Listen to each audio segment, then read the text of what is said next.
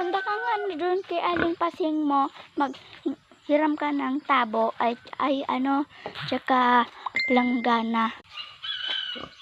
Sige po, Nay, hiram po ako.